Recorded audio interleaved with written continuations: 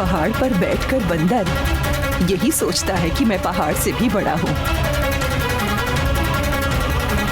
लेकिन नीचे गिरा तो बंदर बचेगा ही नहीं। बेचारा ये नहीं जानता।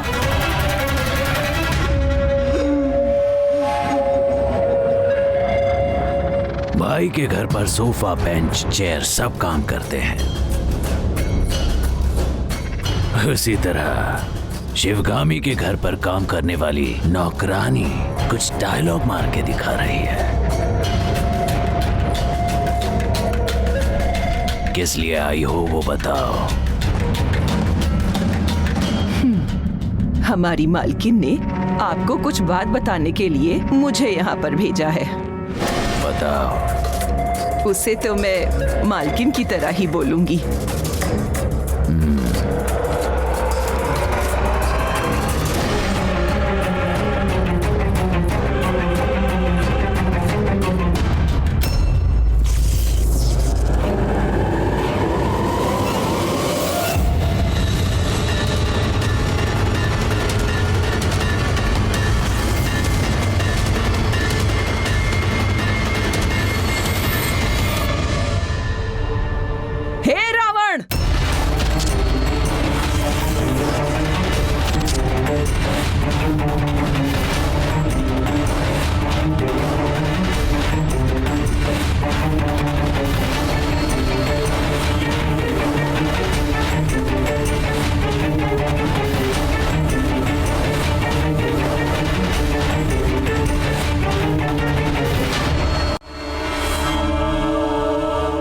इतने दिन तुम्हें किसी ने हाउ आर यू कहा तो आई एम फाइन बोलकर जवाब देते थे, लेकिन अब ऐसा जवाब नहीं दे पाओगे तुम, क्योंकि hereafter you will not be fine.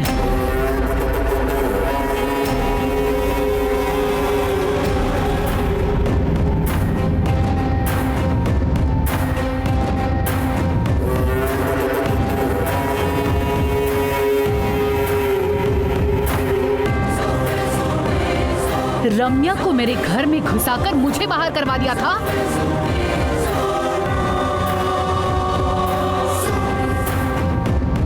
रम्या अच्छे इंसान बन गई तो उसे मार डाला और मुझे जेल भेज दिया।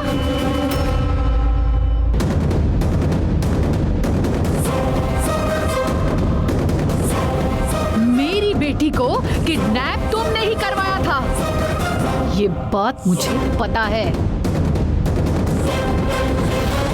मेरी बेटी को जिन्होंने पाला था उनको मेरे सामने लाकर खड़ा कर दिया।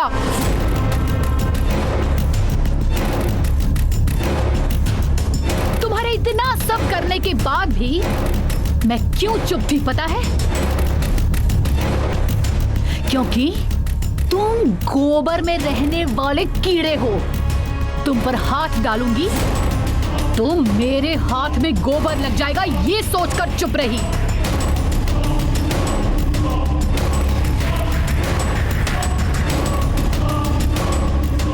तुम उसी को मेरी कमजोरी समझकर बार बार मुझे तकलीफ देने की कोशिश कर रहे थे।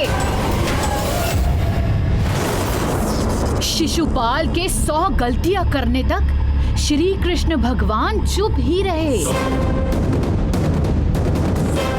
शिशुपाल से 100वीं गलती होते ही श्री कृष्ण भगवान ने भरी सभा में उसके सिर को गेंद की तरह लुढ़का दिया।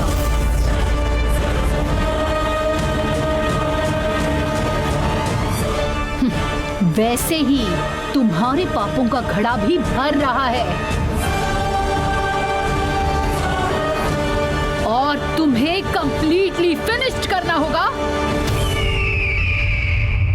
ये मैंने ऑलरेडी डिसाइड कर लिया है।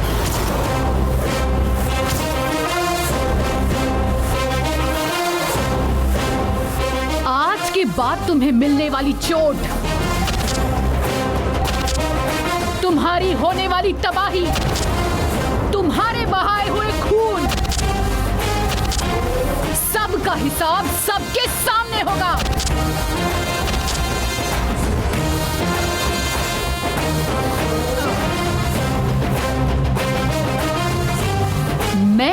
गांधी जी को फॉलो करती थी, लेकिन ये विचार तुम जैसे लोगों के लिए नहीं है।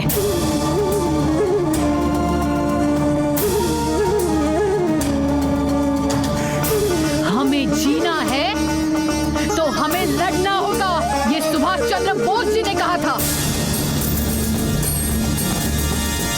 अब से मैं उन्हीं के विचारों पर चलूंगी।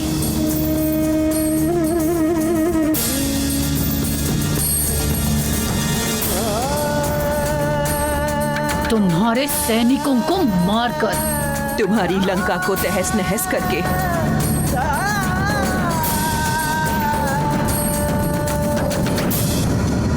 तुम्हारे महल को खाक में मिला दूंगी।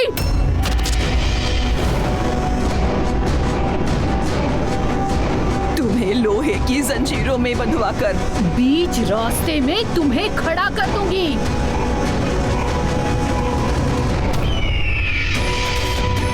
और तब यही दुनिया तुम्हें पत्थर मारेगी। तुम्हारी बलि चढ़ाकर ही मैं इस लड़ाई का अंत करूंगी।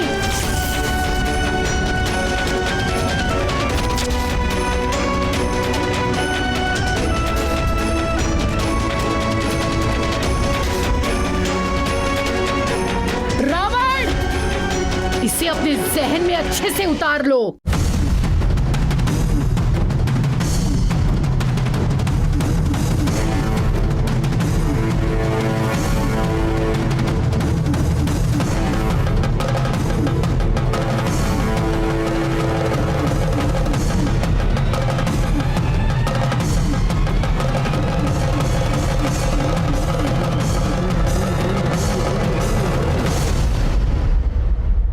बस यही बताने के लिए मालकिन ने यहाँ भेजा था। तो अब मैं चलूं?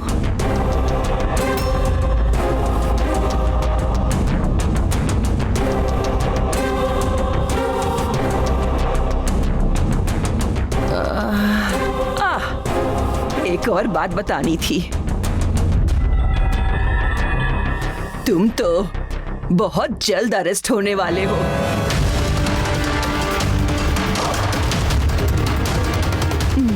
ये भी उन्होंने बताने के लिए कहा था।